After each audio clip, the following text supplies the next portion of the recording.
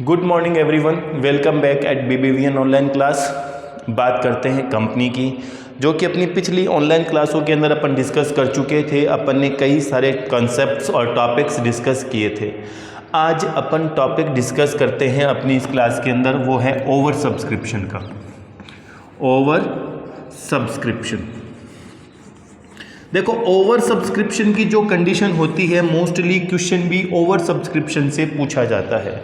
Over subscription का मतलब होता है जितने शेयर्स कंपनी इश्यू कर रही है जनरल पब्लिक के लिए, उससे ज़्यादा शेयर्स खरीदने की एप्लीकेशन कंपनी के पास आ जाना। क्या बताया? जितने शेयर्स कंपनी इशू कर रही है जनरल पब्लिक को, उससे ज़्यादा शेयर्स खरीदने के लिए कंपनी के पास में एप्लीकेशन आ जाना, ये कंडीशन कंपनी के लिए कहलाती है ओवर सब्सक्रिप्शन। ठीक है, अब देखो इसी चीज़ को अपन एक न्यूमेरिकल क्वेश्चन से अगर समझने की कोशिश करें तो वो इस तरीके से किया जा सकता है। अपन एक एग्जांपल ले लेते हैं यहाँ पर। मान लो एक कंपनी है AB लिमिटेड, जो कंपनी 20,000 इक्विटी शेयर्स इशू कर रही है। एक शेयर की फेस वैल्यू 10 रुपये है। कितने रुपए हैं? 10 रुपये हैं। अब ये जो 10 रुपीज़ है वो कंपनी इस तरीके से कलेक्ट करती है। ₹3 on application, ₹3 on allotment, ₹2 on first call and ₹2 on second and final call. Company at par issue कर रही है, एट प्रीमियम अभी कर नहीं रहे अपन। एट प्रीमियम जो होगा वो अपनी अगली ऑनलाइन क्लास के अंदर डिस्कस करेंगे। एट पार इशू कर रही है कंपनी 10 रुपये का शेयर, 10 रुपये में ही जनरल पब्लिक के लिए इशू कर रही है। अब इस चीज़ को यहाँ पर इस तरीके से समझाया जा सकता है कि कंपनी के पास में जब शेयर्स की सब्सक्रिप्शन हुआ तो वो सब्सक्रिप्शन हो गया 70,000 शेयर्स का, 70,000 शेयर्स का। 70,000 शेयर्स की जब एप्लीकेशन आ जाती है कंपनी के पास में, जब टोटल एप्लीकेशन आई वो आई 70,000 शेयर्स परचेज करने की, और कंपनी इशू कर रही है 20,000 कंडीशन शेयर्स ही। ये कंडीशन कहलाती है ओवर सब्सक्रिप्शन। अब इस कंडीशन में कंपनी के पास में दो ऑप्शन मिलते हैं।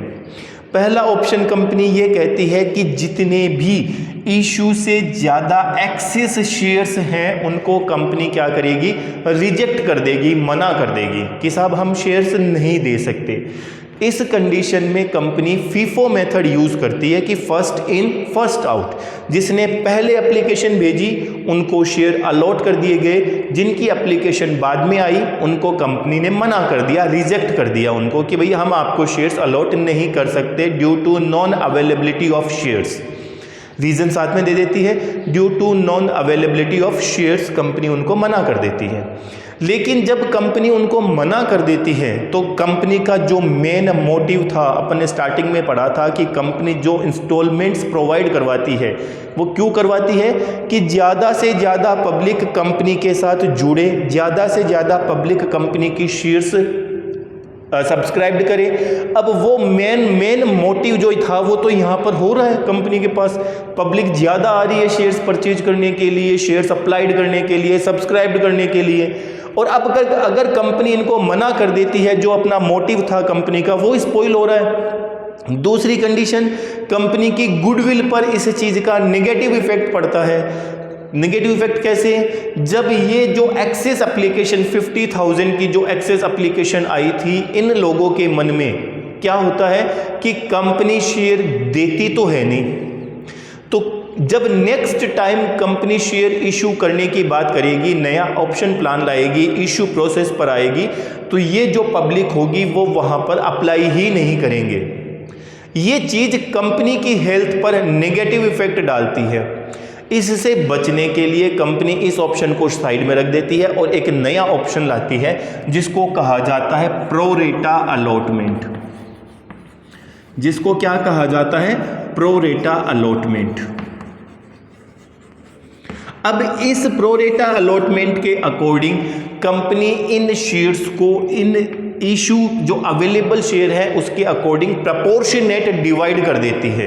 यानी कि कंपनी एक रेशियोज कैलकुलेट करती है, उस रेशियो के अकॉर्डिंग इन एप्लीकेशंस को अवेलेबिलिटी ऑफ शेयर्स के अकॉर्डिंग प्रपोर्शनेट डिवाइड कर देती है।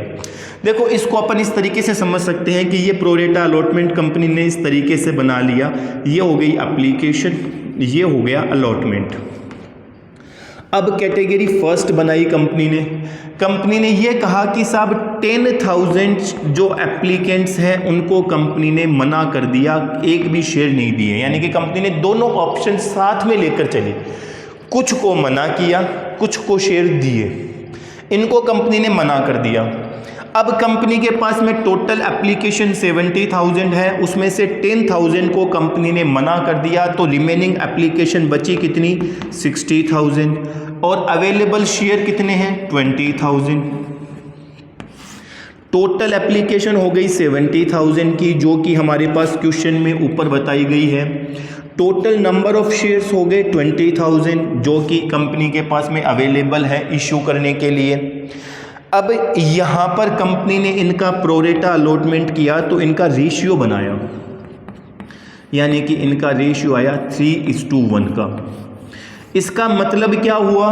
इसका मतलब ये है कि जिस किसी भी पर्सन ने कंपनी से 3 शेयर्स खरीदने की एप्लीकेशन दी थी, उसको कंपनी ने कितने शेयर अलॉट किए?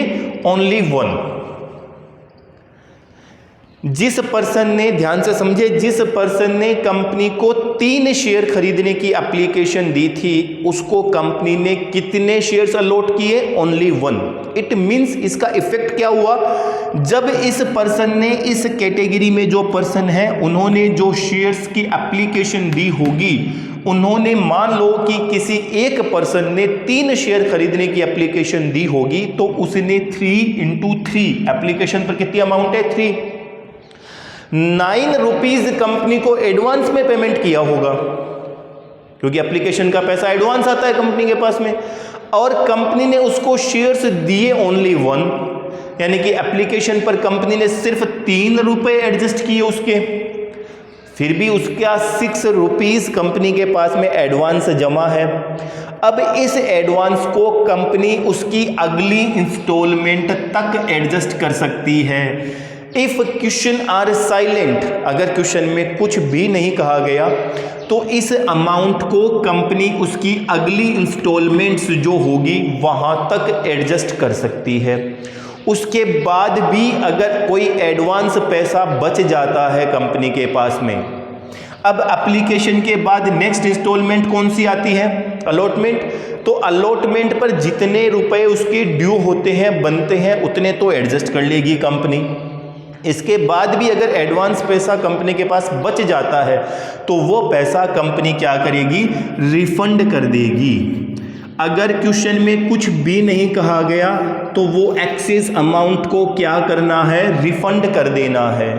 लेकिन अगर क्वेश्चन इसके बारे में बाइफ्रिकेट कर देता है कि साहब नेक्स्ट इंस्टॉलमेंट पर एडजस्ट करने के बाद अगर कंपनी के पास में फिर भी पैसा बच जाता है और वो पैसा उसकी अगली इंस्टॉलमेंट, अब अगली इंस्टॉलमेंट फर्स्ट कॉल पर एडजस्ट करना है, तो अलॉटमेंट के बाद वाली जो इंस्टॉलमेंट होगी उसके लिए यहाँ पर कॉल्स इन एडवांस का अकाउंट ओपन किया जाएगा।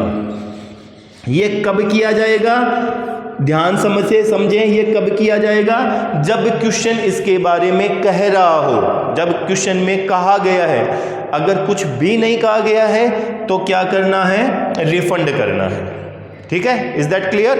अब आगे इस न्यूमेरिकल क्वेश्चन को अगर अपन सोल्व करने की कोशिश करते हैं तो इस तरीके से इसको सोल्व कर दिया जाएगा। देखिए इसकी एंट्रीज की अगर बात करें तो पहली एंट्री एप्लीकेशन रिसीव्ड करने की, तो हमने एंट्री बनाई बैंक अकाउंट डेबिट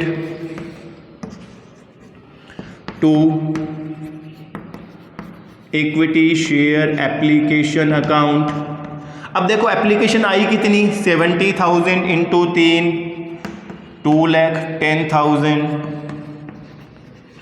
इस एप्लीकेशन को कैपिटल में ट्रांसफर करने की एंट्री, तो equity share application account debit to equity share capital account. अब देखो जितने शेयर्स कंपनी के पास में इशू करने के लिए अवेलेबल है उतने ही शेयर की तो कैपिटल क्रेडिट कर सकती है कंपनी, कर दो। लेकिन इस एप्लीकेशन को जितनी अमाउंट से आपने फर्स्ट एंट्री में क्रेडिट किया है, सेकेंड एंट्री में उसी अमाउंट से इसको इमीडिएट रूप से डेबिट कर दो 2,10,000 से। कैपिटल क्रेडिट कितने से हो सकती है? 20,000 इंटू 3। कैपिटल तो इतने से ही हो सकती है क्योंकि issue of number of issue shares कितने हैं? 20,000। तो ये कैपिटल आ गई 60,000 की। इसमें से 10,000 की शेयर्स को कंपनी ने रिजेक्ट कर दिया था, मना कर दिया था, उनका पैसा रिफंड कर दो, तो ये बैंक अकाउंट। अब ये अमाउंट अपन बाद में लिखेंगे। इसके बाद कंपनी के पास में एक्सेस एप्लीकेशन कितनी आई? देखो 60,000 की एप्लीकेशन बची 10,000 के शेयर्स को रिजेक्ट करने के बाद, और कंपनी के पास में नंबर ऑफ शेयर्स कितने हैं? 20,000। तो एक्सेस एप्लीकेशन कितनी हो गई? 40,000। एक्सेस एप्लीकेशन पर एप्लीकेशन की अमाउंट आ गई 1,20,000। इतना पैसा कंपनी के पास में एक्सेस आया, एडवांस आया। अब इसमें से अगली इंस्टॉलमेंट अलॉटमेंट कंपनी एडजस्ट करेगी। तो अलॉटमेंट कितने रुपए कंपनी एडजस्ट कर सकती है? 20,000 इंटू 3। अलॉटमेंट पर भी ₹3 है, इसलिए 3 से मल्टीप्लाई कर दिए। तो अलॉटमेंट पर इस 120 में से 60,000 एडजस्ट कर दिया, तो फिर अमाउंट बच गई 60,000। अब इस अमाउंट का क्या करे कंपनी? जब क्वेश्चन में कुछ नहीं कहा गया तो इस अमाउंट को क्या करना चाहिए? रिफंड कर देना चाहिए, रिफंड कर देना चाहिए। अब रिफंड, टोटल रिफंड कितना हुआ? 10,000 की एप्लीकेशन को मना किया गया था, तो 30,000 तो ये और 60,000 ये, तो टोटल रिफंड कितना हो गया? 90,000 का। बैंक के कॉलम में लिख दो 90,000। और अगली इंस्टॉलमेंट पर एडजस्ट करना है तो लिख दो इक्विटी शेयर अलॉटमेंट अकाउंट 60,000। ये देखो 2,10,000 का हिसाब हो गया क्या अपना? हो गया ना? इसी तरीके से करना है। अब इसके बाद अलॉटमेंट को ड्यू करें। थर्ड एंट्री अलॉटमेंट को ड्यू करने की, तो थर्ड एंट्री आ गई हमारी equity share allotment account debit to equity share capital account 20,000 into 3 60,000। अब साहब ये पैसा तो हमने जो सेकेंड एंट्री करी है उसके अंदर पूरा का पूरा क्रेडिट कर दिया, यानी कि जिस पर्सन ने एडवांस पैसा भेज रखा है वो दोबारा तो पैसा नहीं देगा कंपनी को, तो ये पैसा तो हमारे पास ऑलरेडी आया हुआ है। इट मीन्स अब अलॉटमेंट के रिसीव्ड की जो एंट्री होनी है वो एंट्री नहीं होगी। क्यों नहीं होगी? क्योंकि सारा का सारा पैसा पहले ही एडवांस में आ चुका है कंपनी के पास, इसलिए अलॉटमेंट रिसीव्ड की एंट्री नहीं होगी। इसके बाद फर्स्ट कॉल को ड्यू करने की एंट्री उसी तरीके से करनी है जैसा कि अपने पिछले क्वेश्चन में किया है। फर्स्ट कॉल को रिसीव्ड करना, सेकंड कॉल को ड्यू करना, सेकंड कॉल को रिसीव्ड करना, सिंपल क्वेश्चन बन जाएगा। यहाँ पर जो सेकंड एंट्री बनती है एप्लीकेशन को कैपिटल में ट्रांसफ़र करने की, वो इम्पोर्टेंट हो जाती है, ध्यान रखिए वो इम्पोर्टेंट हो जाती है। और अगर यहाँ पर कंपनी में क्वेश्चन में इस तरीके से कह दिया जाता कि साहब जो एक्सेस एप्लीकेशन बची उसको अगली इंस्टॉलमेंट पर भी एडजस्ट कर लो, तब हम कॉल्स इन एडवांस का अकाउंट ओपन कर देते। ठीक है, अब आज की क्लास के अकॉर्डिंग आपको मैंने ओवर सब्सक्रिप्शन का एक क्वेश्चन सोल्व करके दिखाया। प्रैक्टिस के पर्पज से मैंने बताया आपको एंट्री कैसे करनी है। अब इसकी न्यूमेरिकल क्वेश्चन के थ्रू प्रैक्टिस आपको करनी है। If you have any doubt you can ask their of your queries through WhatsApp. Thank you.